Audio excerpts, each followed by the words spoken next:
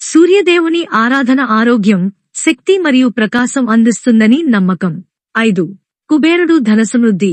కుబేరుడు ధనానికి దేవతగా, బంగారు ఆభరణాలను ధరించడం ద్వారా సంపద మరియు ఆర్థిక ప్రగతి సాధించవచ్చని పురాణాలు చెబుతాయి. 6. సముద్ర మథనం మహాలక్ష్మి అవతరణం. సముద్ర మథనం సమయంలో మహాలక్ష్మి స్వర్ణవర్ణంలో అవతరించారని, ఆమె బంగారం మెట్టెలు బంగారు ఆభరణాలతో అలంకరించబడి ఉందని పురాణాలు చెబుతున్నాయి. 7. మహాభారతం మరియు రామాయణం. రాజరిక సంప్రదాయాలు.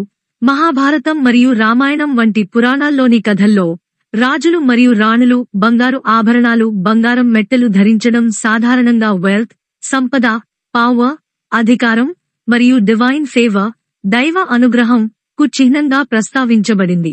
పురాణాల్లో బంగారు ఆభరణాలు కేవలం సౌందర్యానికి మాత్రమే కాదు, దేవతల పూజలోనూ మరియు ఆధ్యాత్మిక విశ్వాసాల్లోనూ